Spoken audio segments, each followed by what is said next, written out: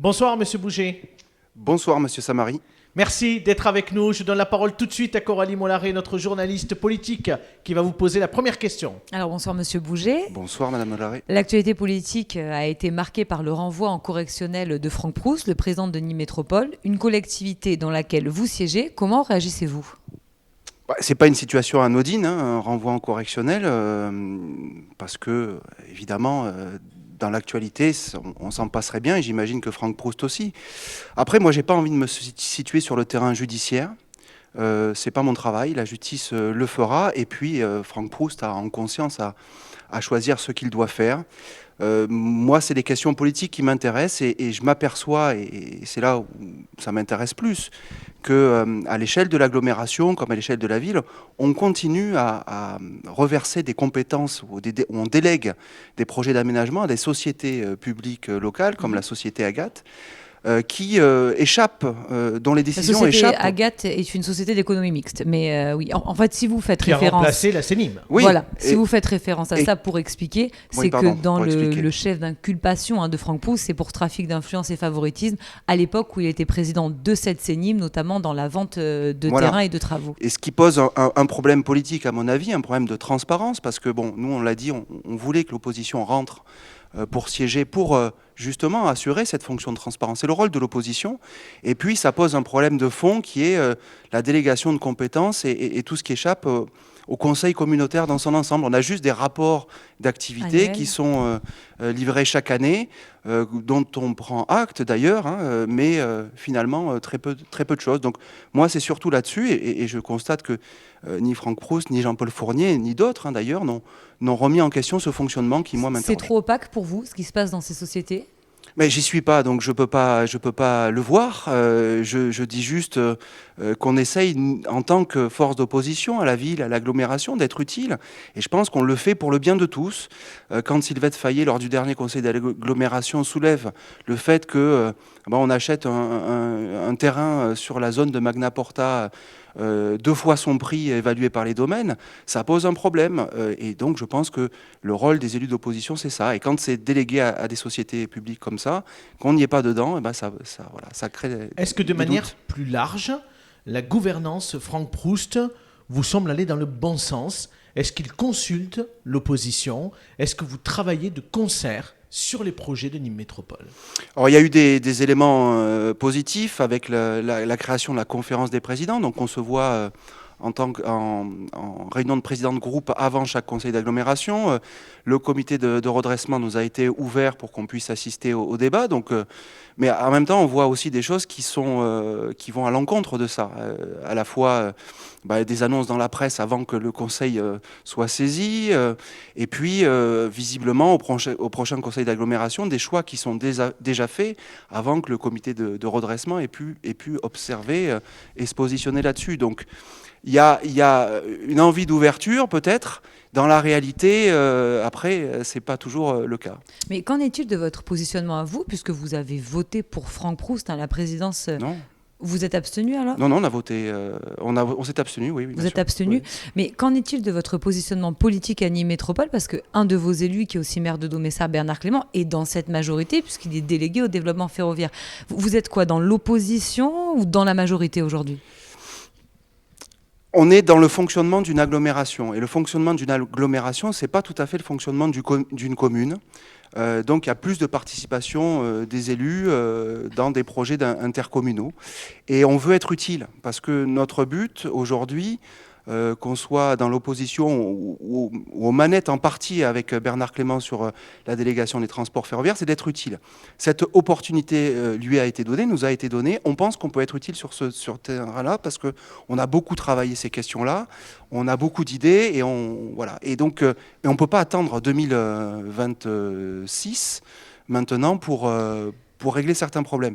Donc on va appuyer là où c'est bien, on va être vigilant, on va être critique, mais toujours avec une liberté de parole, parce que ça n'a pas été négocié en échange. C'est la fameuse opposition constructive ? On peut le dire comme ça ? Vigilante, constructive et au service de la population. Quelques questions sur les décisions qui ont été prises quand même par l'agglomération nîmoise. On parlera bien évidemment également de la crise sanitaire. Mais par exemple, les transports gratuits pour les moins de 18 ans, vous étiez, vous, favorable dans votre programme lors des dernières élections municipales à la gratuité pour tous. Est-ce que quand même vous considérez qu'il s'agit là d'une bonne nouvelle en offrant la gratuité pour les moins de 18 ans ? C'est une bonne chose. Tout ce qui ira dans le sens de meilleure mobilité, de meilleurs déplacements, c'est une bonne chose. Je pense qu'on aurait pu aller plus loin sur certains week-ends pour proposer la gratuité.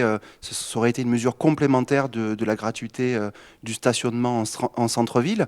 Et on a besoin de beaucoup travailler sur la question des transports parce que la crise rebat les cartes, il y a moins de voyageurs, donc les équilibres financiers ne sont pas complètement atteints. Et donc, certains projets, et c'est aussi ça qui nous alerte sur les choix, les priorités que va faire l'agglomération, certains projets vont être reportés, comme la prolongation de la T1, la prolongation de la T2, ça va être étalé dans le temps.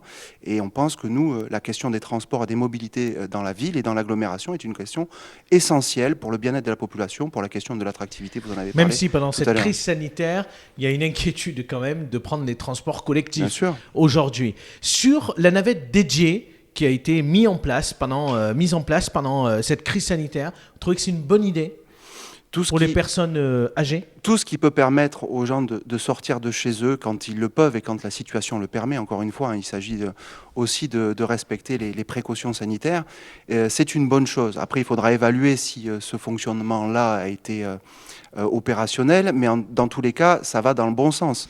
Mais je pense qu'il faut aller beaucoup plus loin. Aujourd'hui, c'est votre premier mandat. On voit que vous essayez de faire une opposition constructive. Vous êtes d'accord avec une partie de la politique qui est conduite par Franck Proust. Est-ce que c'est pas compliqué, vous, en tant qu'élu communiste, de vous différencier, de marquer votre différence pour justement vous faire valoir auprès des électeurs pour un avenir faut démystifier des trucs, hein. C'est-à-dire que dans les conseils municipaux... On sent à la fois dedans, dehors. Non, je suis très à l'aise parce que je sais où je veux aller. Alors que les communistes, avant, ils étaient contre, on sentait une opposition plus rude.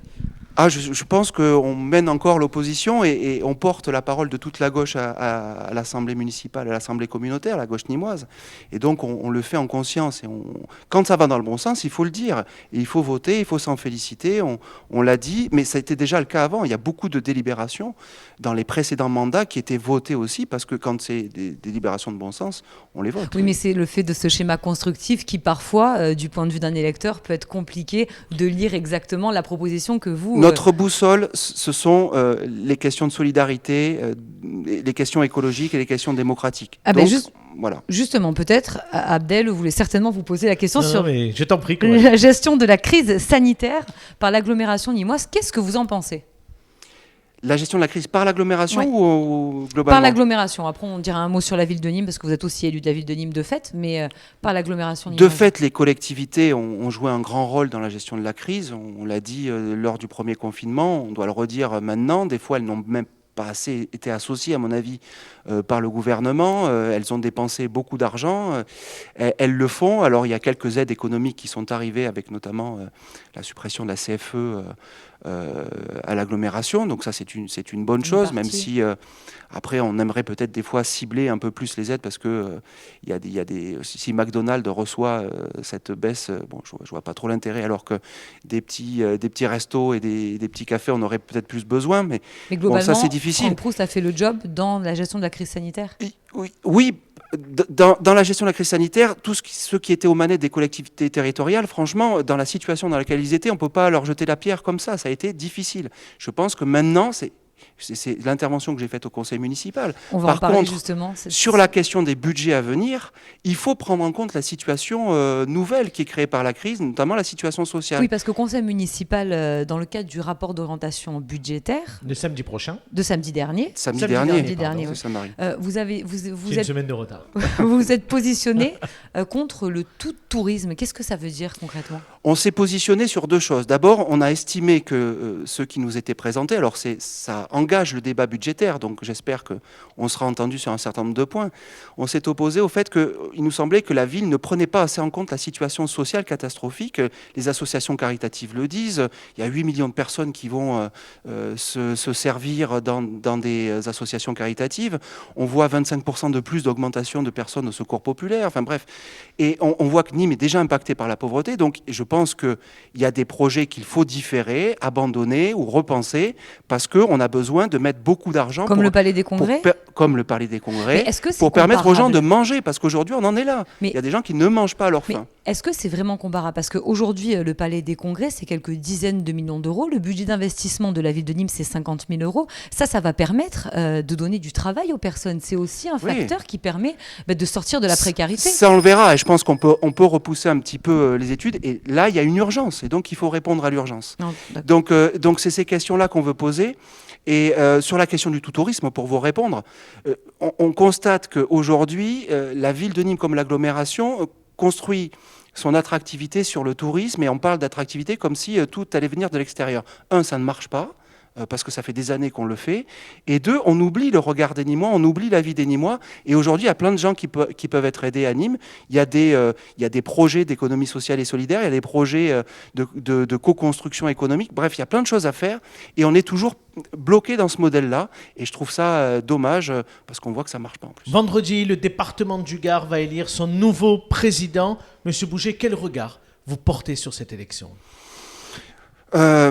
J'espère qu'on sortira de ce mauvais feuilleton un petit peu politicien, parce qu'on a besoin de stabilité, on a besoin de voter un budget au département avant la fin de l'année, parce que justement, beaucoup de gens attendent que l'argent tombe pour continuer à travailler, pour qu'il y ait des aides, et donc pour que les projets soient mis en place. Et aujourd'hui, on a besoin de stabilité. Donc la gauche, de ce que je sais, de ce que je crois, sera unie, et j'espère que du côté de la droite républicaine, on saura accepter cette majorité-là, et que les quelques-uns qui ont pu tendre les mains et jeter des ponts seront très minoritaires. Aux échéances prochaines, au département du Gard, vous personnellement, Monsieur Bouget, est-ce que vous serez candidat ? Je ne le sais pas. Pourquoi ? Parce que pour l'instant, la décision n'est pas faite. On sait que les élections seront reportées. Vous en avez envie ? En juin. Est-ce que j'en ai envie ? Vous m'avez déjà posé la question pour les municipales, et j'étais parti quand même. Donc, non, la question, c'est...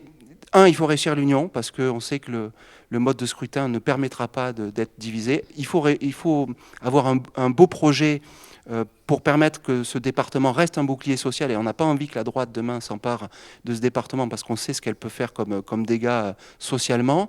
Et 3, on verra ensuite quelle sera ma place. Mais si on prend un petit peu de hauteur, est-ce qu'on peut dire que les dernières échéances, c'est vous qui en avez parlé, des municipales ont donné plus de force aux communistes, et est-ce qu'on pourrait imaginer que le prochain président du département du Gard soit plutôt un président communiste ? Et pourquoi pas vous ? Écoutez, je me remercie de la question. Je ne m'y attendais pas. Je pense que ce n'est pas à l'ordre du jour maintenant. Franchement, on a plein de choses à faire. On verra quelle sera ma place. Moi, je ne cours pas après toutes les élections. Si on estime collectivement, parce que y a une part de choix personnel, il faut avoir aussi la disponibilité, et je veux continuer à exercer mon métier encore, qui me paraît important.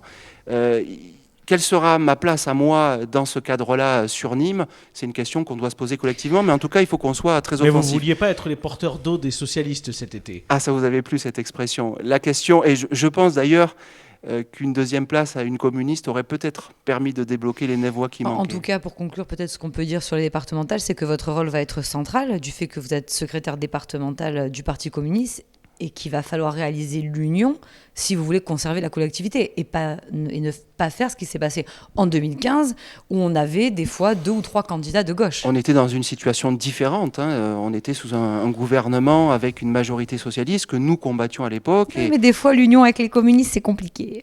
Non, je crois qu'on y travaille. On est exigeant sur le fond, parce qu'il faut de la clarté, il faut un contenu offensif et il faut rassembler large. Mais il faut faire preuve Il de faut faire les deux. pragmatisme. Et il faut faire preuve, des fois, de faire des compromis sans doute. Mais en tout cas, nous travaillons d'ores et déjà à rassembler les forces de gauche et écologistes sur le département pour 2021. Une dernière question, Monsieur Bouget, puisque la rentrée a été marquée bien évidemment par l'assassinat de Samuel Paty. Et en tant que professeur, on voulait bien évidemment vous poser une question là-dessus. Et surtout, vous demander s'il était difficile aujourd'hui de parler de laïcité et de religion en cours. Alors aujourd'hui, Vous êtes professeur d'histoire Oui. et géographie, donc voilà, rappelons-le. j'ai plusieurs casquettes, effectivement. Aujourd'hui, difficile d'enseigner dans des conditions actuelles et je pense que ça a été dit tout à l'heure, les jeunes sont aussi impactés beaucoup par cette crise, il faut le mesurer. Laïcité et religion, ce qui est difficile, mais ça renvoie à la difficulté du métier d'enseignant, c'est que avant, les profs étaient ceux qui apportaient le savoir. Aujourd'hui, le savoir, on va le trouver ailleurs, on va le trouver à d'autres endroits, des fois à la télé, et y compris dans des chaînes très autorisées qui font déverser des flots de haine et ça gratuitement, avec des paroles autorisées, et ça nous impacte. Donc ces questions-là, il faut qu'on les construise avec les élèves. Il y a des endroits où c'est plus difficile que d'autres, mais en tout cas, il faut le faire avec la plus grande rationalité, envie, et puis en étant bienveillant avec les élèves, parce que sinon, il n'y a pas de cadre d'enseignement possible. Merci beaucoup, Monsieur Bouget, d'avoir été Merci à avec nous ce soir.